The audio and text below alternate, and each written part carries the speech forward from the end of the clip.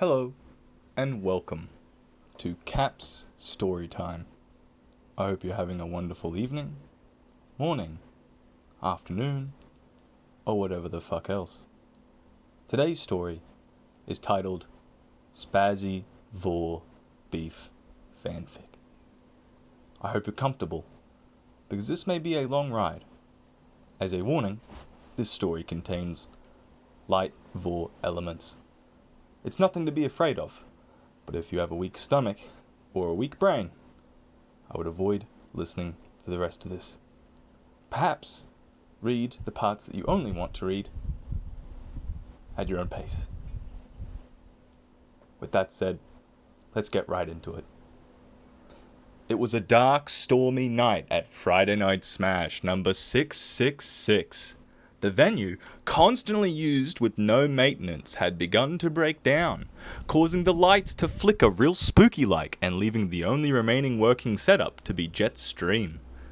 A 30-man line extended out the door and into the hallway as every entrant waited for their turn to play. Despite the lack of physical activity, the venue was still filled with the enchanting allure of gamer stank. This is where we find our hero, Spazzy. Normally, he would be waiting at the front of the line because he is really, really fast. But this particular Friday night, something extraordinarily spooky had happened. When he went to check the bracket for his opponent, he saw that he was given a bye. He had been performing particularly well in previous weeks, so it should not have come as a surprise to the Sonic fan. And yet, he could not shake the feeling that something was not quite right. Despite the bye, Spazzy did not bother to check who he would have to face, as he simply did not have time for that kind of thing. After all, he had to go fast. As the line laboriously inched forward, however, he began to feel a growing sense of unease. This is very not epic if you ask me, he cried. Looking at the players which stood before him, he tried to decipher who he may have to play by finding who was... Let's see here. Joza? No, he's in the hospital for his coughing. Ben Gold? No, I saw him in America licking Esam's wife's son's head. FC? No, definitely not. His musing was loudly interrupted when the streaming room exploded with hype. Spazzy, shocked yet interested, tried to get a read on what was going on by listening with his powerful ear holes. Oh my god, that was the single most amazing thing I've ever seen in my life. I think I just came some cummies the size of small puppies that have run away to be free in this world from witnessing those orgasmic plays on screen. I can only offer my financial aid to the millions of stream viewers who have tuned in solely to witness the greatest Crash Bandicoot player to ever touch a controller, 3-0 with 3 consecutive 3 stocks against the world's current rank number 1 PGR, Shadru. Spazzy could only hope his elf ears deceived him as the reality dawned on him. Cap was here. Spazzy shuddered at the thought that the venue was now at least 50% more toxic at the realization.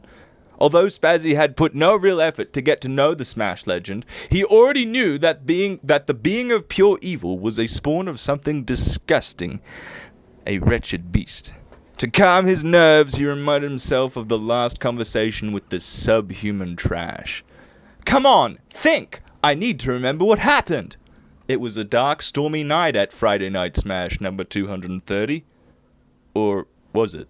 Somehow, Spazzy felt like sometimes he remembered things differently to suit the narrative he constructed in his mind.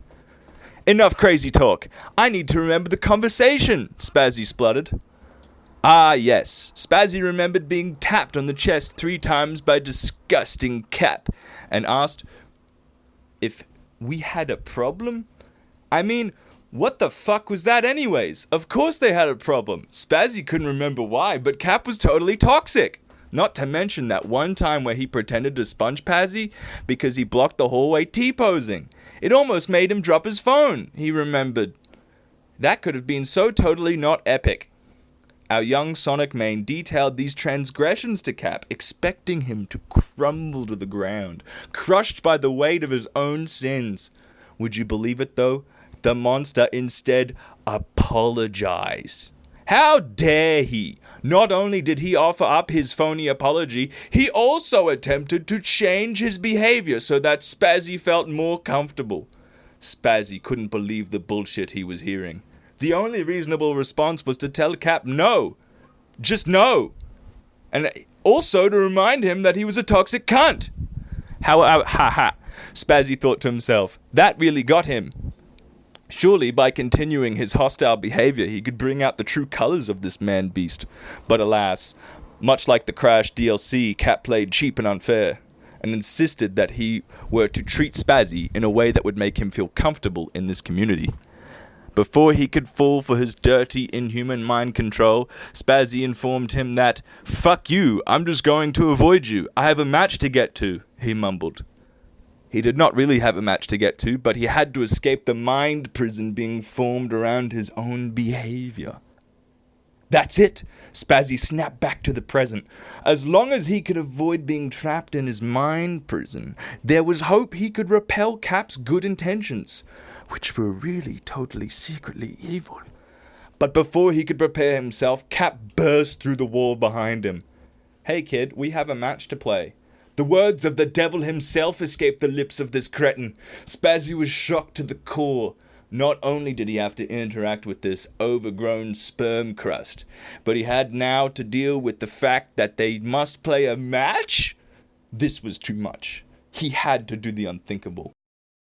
"Power of Sonic invested in me. I command the Chaos Emeralds to protect me with a perfect form T-pose," Spazzy stammered. His arms rigidly snapped to the correct positions as the incredible power surged through his bonies. His defense was going to be impenetrable. Nothing could beat the coolness and character of Sonic. Heh, nice one, Spazzy. Without warning, Cap channeled the power of the crystals from Crash and used the superior gameplay to instantly close the distance, reeling his fist back as he did so. There was no time to react. Spazzy would have to hope that his perfect form could repel such an awesome attack. Cap sent his flying fist forwards with incredible speed. Its impact would be inevitable. Spazzy's life would be forfeit. He had to flinch. He faltered his perfect form T-pose in a weenie attempt to protect himself. But no impact came. Doosh! Cap made the sound effect, only in pretend. There was never any attempt to hit him. Nevertheless, the sheer violence of the move knocked Spazzy 10 meters back through the air. He almost dropped his phone. His skinny body crashed into an old pile of useless wheeze. Jet Fantastic let out a sigh in the background, as PM would now have to be cancelled for the next QLD major. Before he could react, Cap had already closed the distance. His passive had caused Spazzy to be badly poisoned, and with his ruthless opponent using chest slaps as his pummel, Spazzy knew the end was near.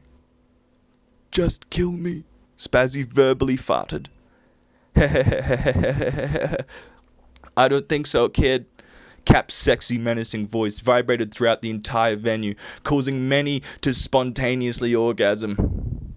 Now, as a warning at this point, this is where the Vore begins, so if you want to stop listening, stop now.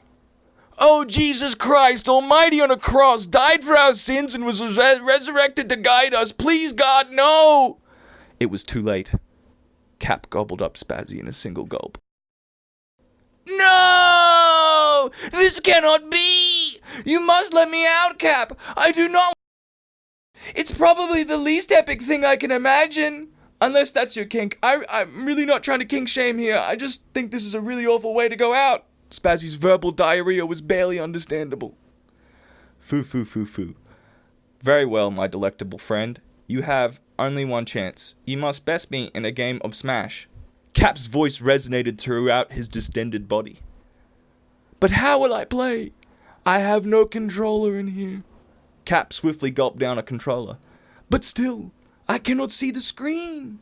Cap followed closely behind this statement by swallowing the entire stream setup, including Jet. Sorry, Jet. "But now you can't see." Spazzy was confused and distraught while he churned out the words from his mouth hole.